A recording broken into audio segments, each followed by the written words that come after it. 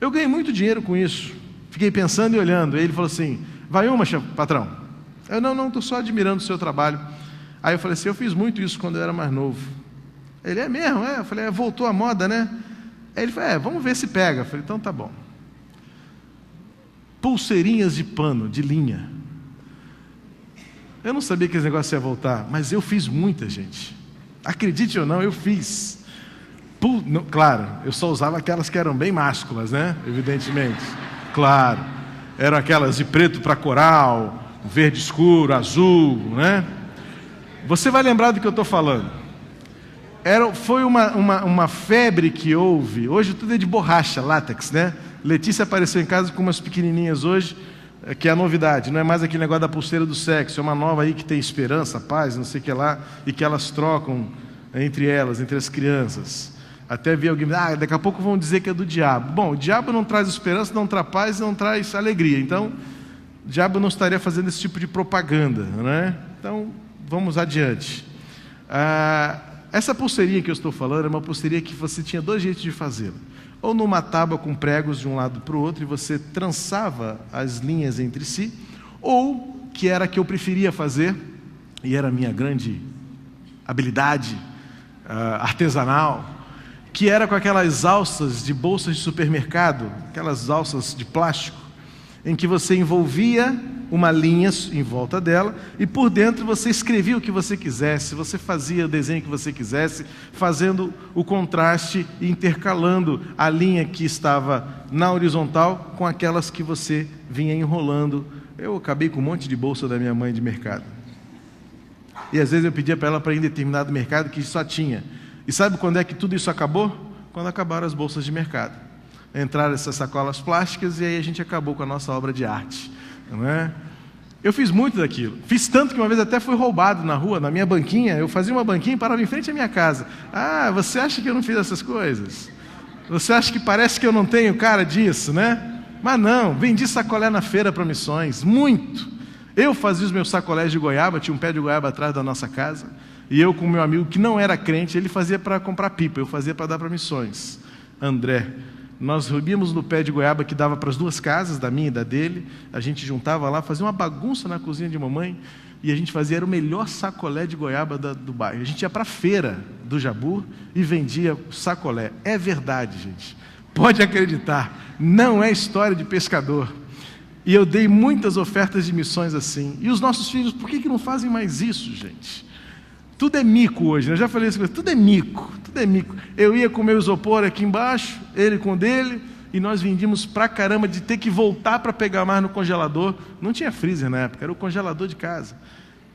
E uma vez a pulseira foi levada por uns moleques da favela do Sapo, raça. Eles começaram a examinar e de repente, então essa aqui tudo é nossa. Eu era moleque, menino, chorei pra caramba. Mãe, levaram tudo. Se fosse rápido, ainda ficava mais consolado, Deilton. Mas não foi moleque mesmo, de safadeza. Tive que fazer tudo de novo. Aí eu falei assim, gente, como a moda é engraçada, né? Isso já vão aí uns... Deixa para lá as contas, já começaram... Não, vocês vão achar que eu sou tão velho como o Neilton, eu vou começar a não fazer conta, não é? E aí eu passei, por isso que eu passei, eu voltei, peraí, eu conheço isso. A moda volta, gente. É engraçado esse negócio de moda, né? Oncinha um dia é brega, no outro dia já é fashion de novo. Bioquinho, o sapato está fora de moda, agora volta. Aí o tamancão alto de 3 metros de altura está fora de moda, é brega, agora voltou para as vitrines, é a nova onda do verão, né? E aí já começa a se falar na versão do verão do ano que vem, de 2013, e aí você começa a ver as tendências assim, mas até comentei, querida, você já não usou um negócio assim? O óculos Wayfair, já ouviu falar nisso? Coisa de uns 20 anos atrás, estava na onda, na crista, né? Aquele óculos, para você que não está muito ligado nessas coisas, eu vou te explicar. Aquele filme Homens de Preto, os inspetores usavam óculos que o modelo chama-se Wayfair. E aí o negócio saiu de moda, virou brega, aí entra o óculos qualquer outro, aí agora voltou. Aí eu fui comprar um óculos para mim, e o vendedor, esse aqui que está na moda. Quando eu olhei, eu falei assim, um dia minha mulher mandou eu parar de usar esse negócio, que estava fora de moda, óculos aviador, voltou. Gente, esse negócio do que está na moda é terrível. E você vive nessa ditadura Eu fico preocupado com esse negócio de gente que usa o que está na moda. Está na vitrine, tem que comprar. Aí tem um monte de gente com um monte de roupa igualzinho, porque estava na vitrine.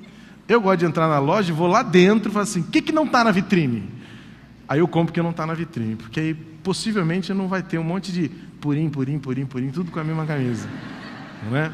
Porque tem um negócio que quer deixar a mulher mal, é ela chegar no lugar e encontrar alguém com a mesma roupa. E ela quase volta para casa para trocar. Casamento, então, se repetir a roupa é um crime gravíssimo, não é? E outra dica para os homens também, com relação à mulher: diga que ela está feia, mas nunca diga que ela está gorda, tá bom? Diga que ela está feia, mal arrumada, descabelada, pode escancarar, mas se você disser que a mulher está gorda, você acabou com a vida dela, tá bom? Então são coisas que a gente tem que aprender. A dica aí de marido já com 17 anos de casado. Paulo também está fazendo hoje 17 com a Vivi, não é, Paulo? Não é por aí o caminho? Fala assim, como é que dá certo esse negócio, né? São esses pequenos detalhes que você vai acumulando, vai conhecimento, vai guardando para a gente vencer na vida. Mas esse negócio de moda é curioso, porque o que é fashion hoje, amanhã não é mais. Hoje não é fashion, amanhã é. E você tem lá no seu guarda-roupa um vestido que foi fashion há 5 anos atrás, porque a moda agora o mundo é tão instantâneo que o ciclo agora é quase que de 5 em 5 anos. Antigamente era de 20, 30 anos. Os brinquedos, uma vez eu estava assistindo um comercial com a Letícia e apareceu um brinquedo, um jogo, eu falei assim, eu tinha isso quando eu era criança. Ela olhou assim, é mesmo? Eu falei assim, eu brinquei exatamente desse jogo, eu tinha um. O mundo é cíclico.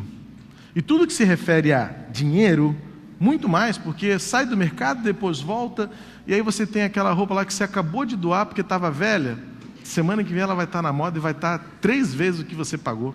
Deu mole. Por quê? O problema é seu? Não, o problema é da moda, e o problema é seu porque você está vivendo a ditadura do que é fashion. Essa semana, Marcelo Carvalho, vice-presidente da Rede TV, foi entrevistado pela revista Veja, e perguntaram para ele, numa das perguntas, algumas perguntas não tinham nada a ver com o que eu queria compartilhar com vocês nessa manhã, mas a última pergunta falou assim, o senhor não está preocupado em vender os horários da sua emissora para os programas cristãos? E a resposta dele me surpreendeu e me fez pensar sobre toda essa celeuma, essa bagunça do mundo fashion. Sabe o que ele disse? Ele falou assim, Cristo é fashion. E é melhor vender para pessoas que falam de paz, do que qualquer outro programa. Eu falei assim, se eu pudesse encontrar com esse senhor Marcelo Carvalho, para falar com ele que Cristo não é fashion. Mas na verdade é isso que nós estamos aprendendo com o mundo. E na verdade a gente acaba sendo levado por esta onda de achar que Cristo está na moda. Só que sabe qual é o problema? Um dia está na moda, amanhã não está mais. Hoje é bom falar de Jesus, amanhã pode não ser tão bom. Cristo é fashion no Brasil. Pergunte a Youssef Nadarkhani se Cristo é fashion no Irã. Pergunte a Dawei se Cristo é fashion na China. Cristo não é fashion em lugar nenhum, porque Cristo não é moda. Eu entendi o que ele quis dizer. É que Cristo dá ibope. E de fato hoje as grades da televisão aberta são as grades que mais têm horário para programas evangélicos. Só que sabe qual é o problema? Cada um vende Jesus no seu estilo de moda. Cada um está vendendo Jesus, e essa literalmente é a palavra. Cada um está colocando um Jesus na vitrine de acordo com as tendências do mundo de hoje. Eu gosto muito de acompanhar a minha esposa nos programas que ela gosta. E quando ela quer relaxar, ela assiste programa de moda. Porque ela curte esse negócio. E eu fico sempre mexendo com ela, assim, querida, isso é moda mesmo? Aquele negócio de desfile, né? Aí eu aprendi. Gente, vou te ensinar para você também uma coisa. Não fica falando mal de desfile de moda. Né, Renata? Cadê a Renata, Paulo? Está na IBD, lá com as crianças. O negócio do desfile de moda é o seguinte, ninguém vai usar aquelas... Ninguém vai usar aquelas roupas. Na verdade, o desfile de moda, aprenda, mostra a tendência. Então, se uma mulher aparece lá com um pavão na cabeça, com um saco de juta no corpo, com um tamanco de tijolo no pé, você fala assim, alguém vai sair com isso? Não, ninguém vai sair. Mas é porque a tendência é que no próximo verão a coisa vai ser meio rústica, vai ser exagerada. Então, é só tendência. Aí depois cada um faz o que quiser com a tendência. Aí o que acontece? A gente vê um Jesus sendo apresentado nas vitrines que é a tendência do que o mundo quer. Só que é assim realmente que o Evangelho mostra Jesus? Eu vou continuar com você mais um trechinho da carta de Paulo aos Efésios. E nós vamos tirar algumas conclusões importantes nesses minutos finais do nosso momento de adoração, para você responder a você mesmo e também ao senhor Marcelo Carvalho, que Cristo não tem nada de fashion. Porque justamente Cristo vai contra todas as tendências do mundo em que vivemos. Porque, na verdade, Cristo não está preocupado em ser aceito pelo mundo, naquilo que o mundo quer receber e ouvir. Cristo não está preocupado em agradar aos gostos dessa sociedade tão pluralizada. Jesus não está interessado, não é esta a missão, não é esta a essência, não é este o foco. Ele não está interessado em vestir você naquilo que agrada aos olhos. Diz assim, Efésios, no capítulo 5, versículo de 1 a 8, vamos ler na Nova Versão Internacional, porque a gente já traduz uns trechos, umas palavras esquisitas que tem no vernáculo anterior, porque a língua também muda igual a moda. Mas eu vou até ajudar você. Se você tem a versão mais antiga, você vai perceber aí duas palavrinhas meio esquisitas de interpretar, e a NVI já traduz para tornar a coisa um pouco mais clara. Efésios 5, de 1 a 8 diz assim: portanto, sejam imitadores de Deus como filhos amados, e vivam em amor, como também Cristo nos amou e se entregou por nós, como oferta e sacrifício de aroma agradável a Deus. Agora presta atenção, agora o negócio vai apertar. Entre vocês não deve haver sequer menção de imoralidade sexual, como também nenhuma espécie de impureza e de cobiça, pois essas coisas não são próprias para os santos. Não haja obscenidade, nem conversas tolas, nem gracejos imorais, que são inconvenientes, mas ao invés disso, ações de graças. Porque vocês podem estar certos disso. Nenhum imoral, ou impuro, ou ganancioso, que é idólatra, tem herança no reino de Cristo e de Deus. Ninguém os engane com palavras tolas, pois é por causa dessas coisas que a ira de Deus vem sobre os que vivem na desobediência. Portanto, não participem com eles dessas coisas, porque outrora vocês eram trevas, mas agora são luz no Senhor. Vivam como filhos da luz. Bom, quase que nem precisa explicar mais nada, né? O mundo em que a gente vive, o mundo em que Paulo vivia, o mundo que, desde que o mundo é mundo, sempre viveu a ditadura do que é a tendência. E a tendência é o que os outros gostam. A tendência é o que faz bem aos olhos. A tendência é o que é prazeroso ao corpo. A tendência é impressionar aos outros. Eu fico muito à vontade para dizer tudo o que eu vou dizer, porque não é invenção da minha cabeça. É fruto da palavra que eu creio ser a palavra de Deus, que não tem tempo, não tem moda, não tem estação. Cristo não é fashion. E Ele não está preocupado em ser fashion. Ele não está preocupado com os níveis de audiência. Ele não está preocupado com o que e em que ou a quem está agradando naquilo que Ele veio fazer no mundo ao morrer na cruz. Na verdade, Jesus sabe, e isso ficou registrado, que ele é rejeitado. Como diz o apóstolo Pedro, a pedra rejeitada pelos construtores. Como disse o profeta Isaías, ele não tinha beleza ou formosura. E as pessoas, quando olhavam para ele, tinham repugnância.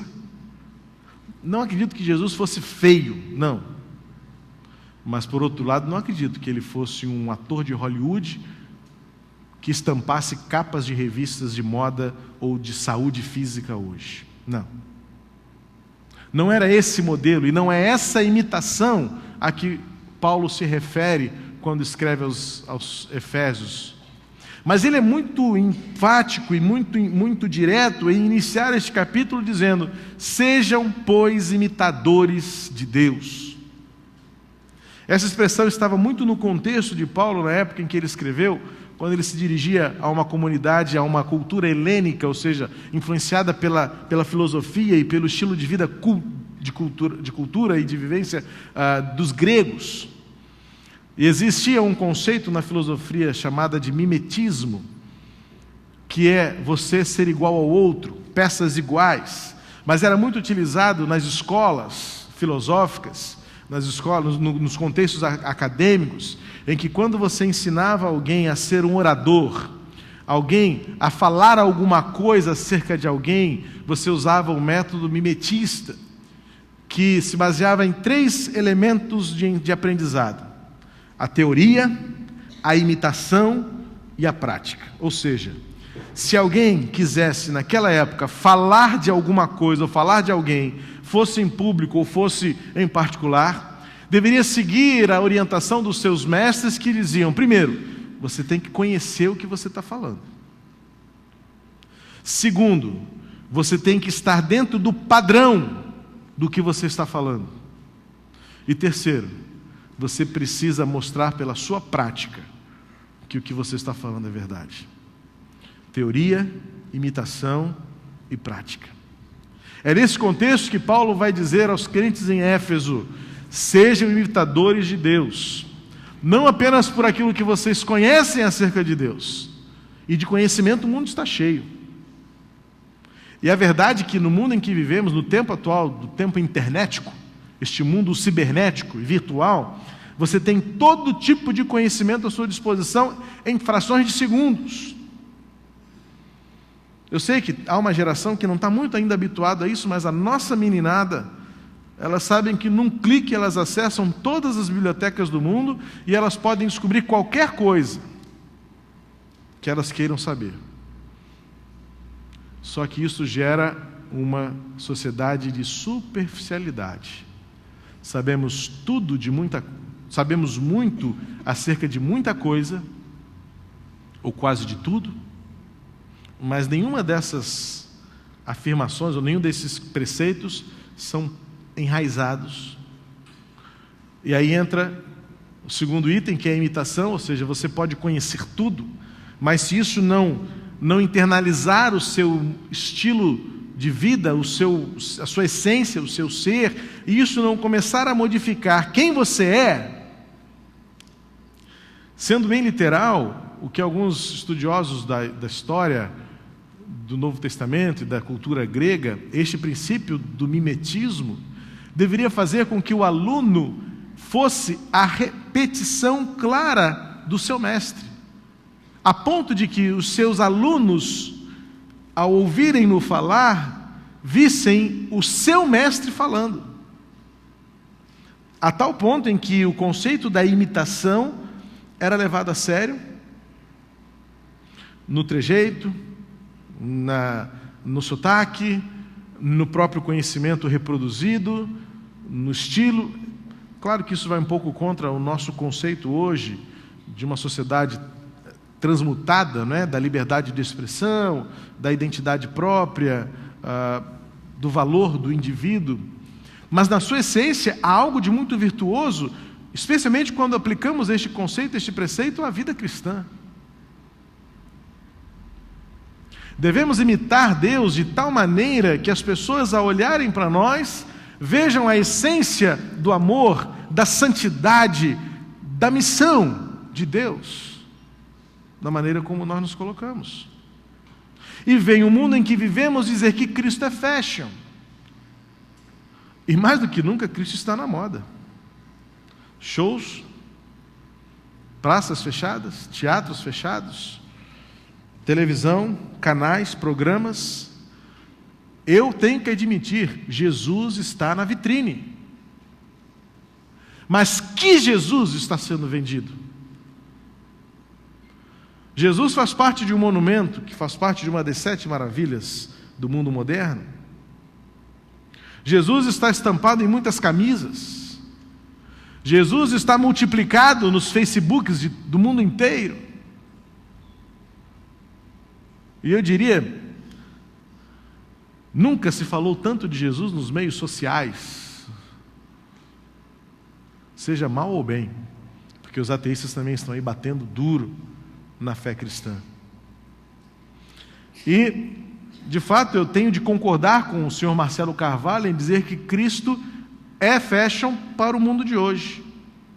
Mas, à luz da verdade do Evangelho, eu vou dizer, Cristo nunca estará na moda por aquilo que Ele veio ensinar e fazer no mundo de hoje. E nesse texto eu vejo 3 razões para ter certeza de que Cristo não estará na moda, nunca estará na moda pelas tendências do mundo de hoje. Primeiro, porque ele vai falar sobre relacionamento e amor. Ele fala, vivam em amor.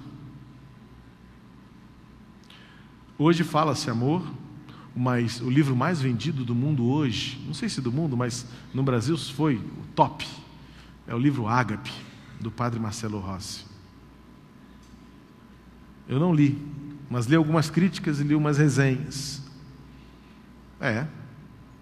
Escrever sobre amor, todos nós escrevemos. Mas e o viver o amor? Por exemplo, o padre Marcelo Rossi, pelas circunstâncias da sua opção religiosa, ele não consegue escrever sobre o que é viver o amor em família, o amor conjugal. Ele pode escrever na prática, pode escrever na teoria, mas nunca saberá na prática o que é o desafio de viver o amor conjugal. De chegar aos 17, aos 60, e alguns até aos 66 já, como a irmã Isabel e o irmão João Passos.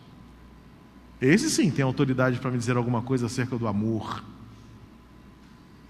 E o apóstolo Paulo vai dizer, imitem a Deus como filhos amados e vivam em amor. Ou seja, não é um amor teórico, não é o amor da canção, não é o amor da declaraçãozinha do Facebook, não é a declaraçãozinha do bilhetinho, não. É a declaração do amor na adversidade, do amor que leva ao prejuízo. Como ele diz, como também Cristo nos amou e se entregou por nós. É o amor do sacrifício. É o amor que o próprio apóstolo Paulo descreveu em 1 Coríntios 13. O amor que não tem interesse. O amor que não barganha. O amor que não se impressiona pela aparência. O amor do sacrifício. O amor do perdão. O amor do altruísmo. O amor de dar a sua própria vida por aqueles que você ama. Isso não dá ibope no mundo de hoje. Porque o mundo entende amor de uma maneira totalmente distorcida. O que as novelas ensinam, o que os filmes ensinam, o que a sociedade vive, é o amor fruto das sensações. Os namoradinhos começam a se beijar no sábado, na segunda-feira já estão dizendo no Facebook, amo você. Mentira! Vulgarizamos o conceito do amor. E o que acontece? O namoro não dura uma semana, na segunda-feira o cara exclui a garotinha do Facebook. Desmanchamos, agora não é mais minha amiga, então exclui, bloqueia, ninguém mais se vê. Amor? Não. Mas a sociedade em que vivemos ditou a regra de que esta expressão de sensação é amor. Não é amor. Amor não é isso. Porque o amor não é passageiro. O amor não é vão. O amor não é fútil. Eu vou fazer uma confissão aqui para você. Quando eu comecei a namorar, eu levei 4 anos para ouvir da minha namorada que ela me amava. Casei com ela. Valeu a pena esperar. E eu, no arrobo da minha juventude, dizia: eu amo você, eu amo você. E ela dizia: não, você não me ama, você gosta muito de mim, como eu também gosto muito de você. Casamos. Porque o amor não era a essência da palavra. O amor foi algo construído. O amor é algo edificado em experiências de vida, em mágoas e perdões, em feridas e cicatrizes. O amor é fruto da esperança. O amor é fruto do compromisso, dos alvos que você tem lá longe. E isso se relaciona ao nosso amor fraternal também. Quando eu não olho para as pessoas naquilo que elas me fizeram, mas eu olho para as pessoas nos alvos da eternidade, de que um dia você e eu estaremos no céu. E se você e eu um dia estaremos no céu, é bom que a gente vá tentando dar um jeito aqui nesse tempo, porque lá no céu a gente vai sentar à mesa na festa de casamento da igreja com o Cordeiro. Isso é viver em amor. O amor está fundamentado no alvo da eternidade. E aí tudo muda. O amor não é passageiro. Por isso, imitar a Deus significa viver a essência de um amor profundo que é eterno. Só que ser eterno não significa ser isento ou imune às adversidades. E agora Paulo vai tratar de uma coisa muito séria. E ele vai ser bem direto. Como diz a gente, ele não vai ter papas na língua para dizer o seguinte: deixem de ser imorais. Porque imitar a Deus é deixar de lado a prática da imoralidade e da sexualidade promíscua, prostituída. E olha, isso é coisa antiga, mas já para aquele tempo foi uma grande mudança de paradigma, porque o cristianismo foi a primeira manifestação da virtude da pureza sexual. Faça o estudo na história da humanidade e você vai ver que desde os primórdios a imoralidade sexual, inclusive no Antigo Testamento, fez parte da vivência da humanidade. Incestos, relacionamentos conjugais fora do casamento, relacionamento sexual fora do casamento, prostituição, adultério. Davi desejou a mulher do seu vizinho, matou o vizinho para ter a mulher do seu vizinho, foi castigado, seu reino foi dividido, sentiu o peso do pecado. Salomão começou a ter a sua sabedoria destituída e o seu reinado terminou quando ele entregou os seus prazeres da sexualidade. A Bíblia nunca aprovou a na verdade a multigamia, né? Porque não foi nem poli. Salomão foi tão ganancioso que foi multigâmico. E foi isso, porque diz lá o livro da Bíblia: por ouvir as suas mulheres. Olha, mulher, como você tem responsabilidade. Por ouvir as suas mulheres, Salomão foi se afastando de Deus. A Bíblia sempre relatou, desde os primórdios da humanidade, que a prática sexual promíscua sempre foi destruidora. E aí vem o cristianismo dar luz a uma novidade que já foi chocante para a época. A gente acha que é fora de moda falar disso? Já foi fora de moda para o apóstolo Paulo. Acredito que ele já tenha recebido essa palavra de alguns. Ficar puro, sexo só no casamento, ser fiel à minha mulher, não posso nem dar uma puladinha de cerca. Ah, mas ela é tão bonita. Não. Isso é tratar o pecado levianamente. É como eu sempre costumo dizer e lembro, é andar na beira do abismo. É flertar com o pecado, e você sabe que do flerte começa um relacionamento sério. É o primeiro olhar, é a primeira desejada, a primeira porta e janela que se abre, e Paulo diz: não façam nem menção. Olha, está na sua Bíblia. Eu confesso a você que eu tive uma ideia nessa semana, enquanto eu estava planejando essa mensagem. Falei assim: eu vou contar qual era a ideia e você vai entender por que eu não fiz, porque talvez eu escandalizar alguns de vocês. Eu ia trazer uma Bíblia bem velhinha que eu tenho na minha biblioteca, e ia começar a rasgar, página por página aqui. Ia mesmo. Talvez um dia ainda faça isso. Mas como diz a Bíblia, se o comer carne escandaliza teu irmão, e ai daqueles por quem vier o escândalo, então eu falei, não vou fazer isso não. Mas já fica você preparado. Sabe por quê? Porque eu ia ilustrar para você o que nós fazemos na nossa sociedade hoje. A gente pega a Bíblia, essa aqui não dá para rasgar. Mas eu vou ilustrar, com um negócio fácil de fazer. A gente pega a Bíblia e rasga ela. Página por página. Isso aqui é um imã, tá? Por isso que é fácil de fazer. A gente rasga, página por página. Porque a gente acha que a Bíblia não é para hoje. A gente relativiza, a gente superficializa, a gente humaniza, a gente sentimentaliza, a gente destrói a palavra de Deus.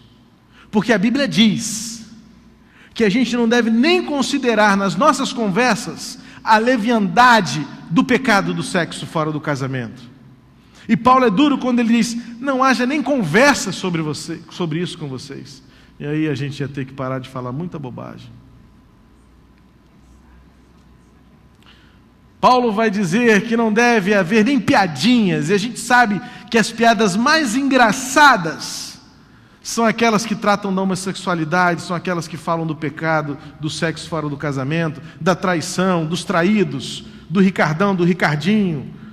São as piadas que mais fazem as pessoas rirem. Os shows de stand-up comedy, que está na moda hoje, para fazer o povo rir, o cara tem que baixar o nível. Os programas de humor da televisão são pessoas tão inteligentes, eu sempre comento isso, eu falo assim, caramba, não precisava disso. O cara é engraçado por si só. O cara já é caricaturado, ele se abrir a boca para falar qualquer coisa, você já ri. Mas ele acha que tem que baixar o nível. Tem que contar uma piada suja. Tem que nos insinuar ao sexo. Para vender, até para vender apartamento agora aparece mulher pelada. O que uma coisa tem a ver com outra? Não existe não, nunca vi, estou só exagerando. Exagerando mesmo, para você lembrar de outras coisas. Propagandas as mais absurdas de produtos de beleza, produtos de comunicação, tudo apela para a sexualidade. E nós vamos sendo levados. Eu vou ter que bater de novo, mas não tem jeito. Big Brother Brasil é a coisa mais promíscua que existe hoje na televisão aberta. Eu digo aberta, porque fechada você tem lá os horários que você pode ver o que você quiser. Não deve, mas se você quiser poluir a sua mente, a televisão fechada você ainda paga para ter sujeira, né? E o pior é quem faz pacote na TV fechada para assistir Big Brother Brasil, para ter as 38, 45 câmeras que dizem que tem lá em toda a casa. Tem gente que paga para se sujar. Tem gente que paga para tomar um banho no chiqueiro da alma. Isso é duro sim, porque é dura a palavra que o apóstolo Paulo nos dá, quando fala, se a gente é imitador de Deus, a gente precisa purificar o nosso pensamento, purificar a nossa língua. Eu lembro minha mãe, quando eu era pequena, ela dizia, vou lavar sua língua com sabão, hein? E às vezes eu lembrava que era ruim, porque às vezes no banho entrava a espuma na boca, né? Assim, não vale a pena. Não vale a pena. Imitar a Deus é limpar a mente, limpar o coração, limpar a boca, limpar os olhos. O salmista diz, Salmo 30, ele diz, não colocarei coisa impura diante dos meus olhos. E o apóstolo Paulo está querendo dizer para a gente, está afirmando aos seus leitores em Éfeso, vocês não devem nem permitir menção de imoralidade sexual. Aí lá no seu trabalho você fica constrangido, né? Porque na sua mesa de trabalho, na sua ilha, tem 5 caras. Você é a única moça. E eles começam a falar as bobagens que eu sei que o homem fala. E você, para não perder os amigos... A Bíblia diz que você deveria fechar a cara e olhar para eles com cara feia, para que eles dissessem assim, fulana está aqui. Porque é o mínimo de respeito que você deveria exigir. E você, rapaz, não caia no papo dos seus amigos, não. Todos nós somos tentados. Uma vez eu estava num táxi, desculpa os taxistas, e o taxista passando estava no engarrafamento, aí de repente uma moça bonita na calçada. Aí ele, olha só. Aí eu falei assim, olha o quê? Olha essa mulher. Que mulher, rapaz? Essa aqui do lado aqui. Eu falei, rapaz, eu sou crente, eu sou casado, meus olhos pertencem a uma só mulher. Ah, o senhor desculpa, o senhor me desculpa. A viagem acabou para ele. Não sabia onde botar a cabeça. Tem que ser assim. Mas a gente quer ser simpático. É verdade, a gente dá uma de bobo. E de bobo, o inferno está cheio.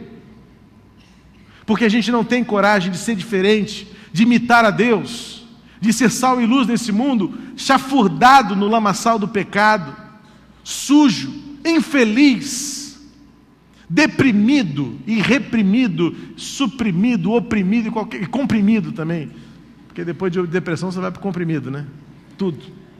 Por causa do pecado.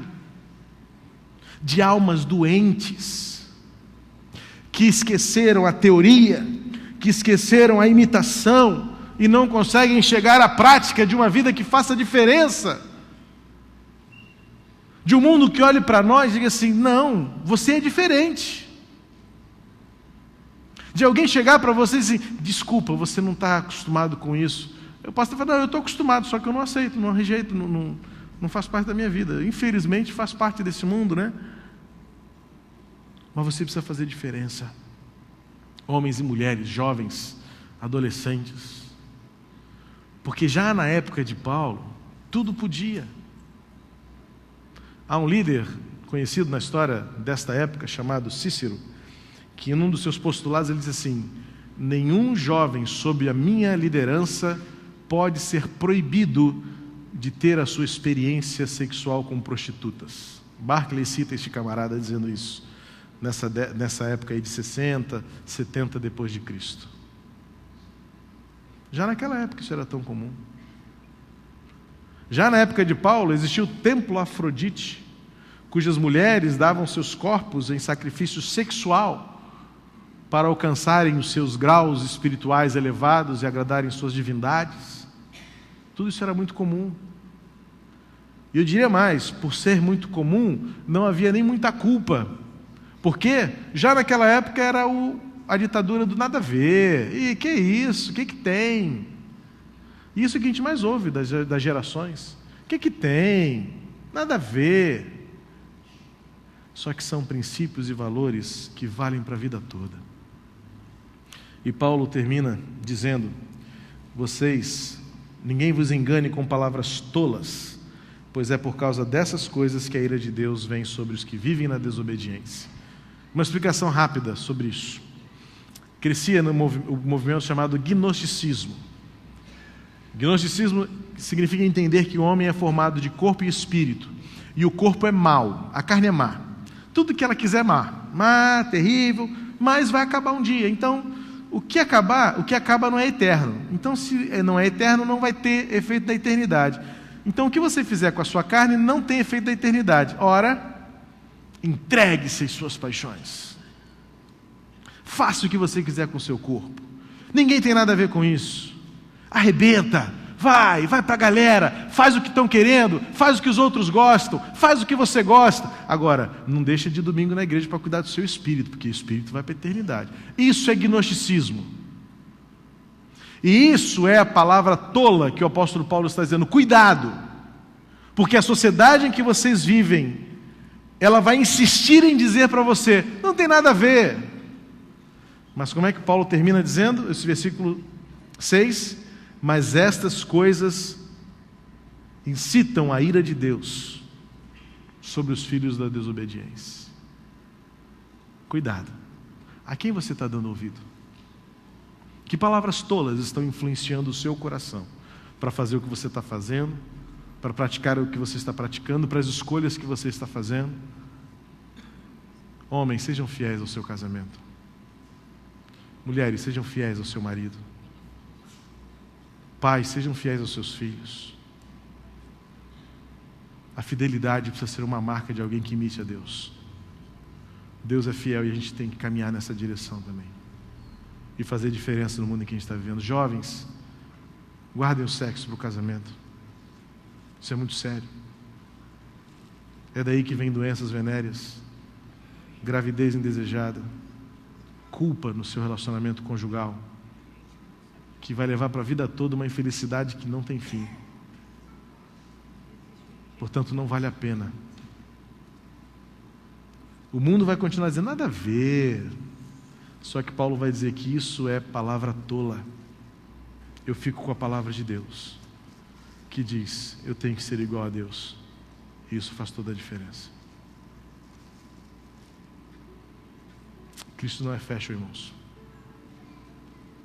Possivelmente Cristo nunca vai estar na moda na vida daqueles que não levarem Deus a sério. Mas se eu levo Deus a sério, Cristo é tudo para mim. E eu quero ser igual a Ele. Quero ser igual a Jesus. Na teoria, na imitação e na prática. Pois os meus olhos estão na eternidade. E lá eu quero estar sentado nas bodas do Cordeiro para viver para sempre junto do Pai. Que Deus nos abençoe a colocar esta dura palavra em prática, pois eu quero ser igual a Jesus. Vamos ficar de pé?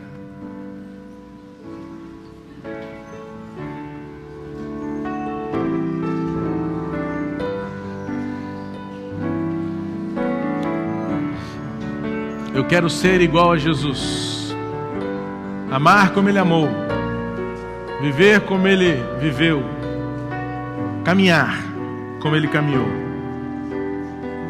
Sejamos iguais a Jesus e mostremos para o mundo que, ainda que Cristo não esteja na moda, é a melhor roupa que podemos usar. Quero ser igual a Jesus.